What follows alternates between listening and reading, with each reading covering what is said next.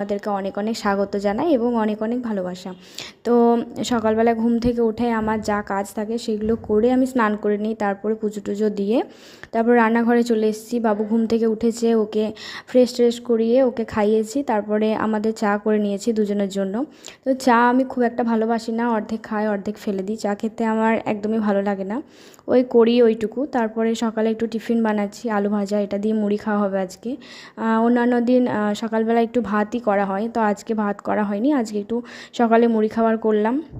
তো খাওয়া দাওয়ার পরে আবার দুপুরের খাওয়া দাওয়ার জন্য দুপুরের ভাত বসিয়ে দিলাম। তো বাবুকে এখানটাতে দাঁড় করিয়ে দিয়েছি, ওকে বসতে বলছি তো একদমই বসবে না, বায়না করছে আমাকে কোলে নিয়ে ওকে রান্না বান্না করতে হবে।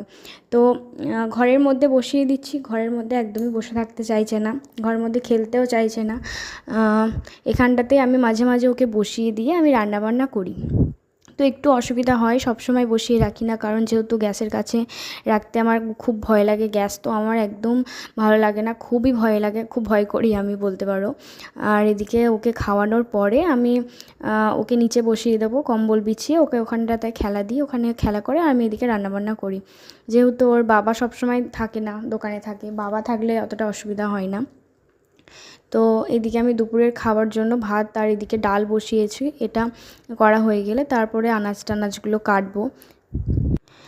রাত্রে আমি কিছু কিছু সবজিগুলো কেটে রাখি, কারণ কেটে রাখলে আমার হাতের কাছে থাকলে না আমার রান্না বান্না করতে খুবই ভালো লাগে। আর রান্না যদি আমার অনেকটা টাইম থাকে তাহলে আমি কি করি, সব একদম সাজিয়ে গুছিয়ে নিয়ে তারপর রান্না করতে বসি। আর যেদিনকে খুব তাড়াহুড়ো থাকে, মানে অনেকটা দেরি হয়ে যায় রান্না বসাতে, সেদিনকে কি করব তাল পায় না একদমই। যেহেতু ছেলে নিয়ে রান্না বান্না করতে হয়, সংসারে কাজ করতে হয়, ওই জন্য সব মানে প্রত্যেক দিন ঠিকঠাক থাকে না সব কিছু। তারপরে ওকে একটা ডিম সিদ্ধ খাইয়ে দিলাম, এদিকে দুধ বসিয়ে দিয়েছি, দুধটা গরম হচ্ছে। আর এদিকে বসাবো একটু খিচুড়ি, তো একটু সবজি নিয়েছি, একটু চাল ডাল নিয়েছি। তো সবজিগুলো আমি ভালো করে কষিয়ে নিচ্ছি একটু জিরে ফোড়ন দিয়ে। আর খিচুড়িটা খাওয়ানো হয়ে গেলে আমাদের তো দুপুরের খাবার হচ্ছে। এদিকে আমি করছি ঘি করলা ভাজা, এটা আমার তো খুব ভালো লাগে, তোমাদের কাদের কাদের ভালো লাগে জানিও। তো এটা হয়ে গেলে আমাদের দুপুরের খাওয়া দাওয়া করবো এবার। আর ওর বাবাও চলে এসেছে স্নান করে।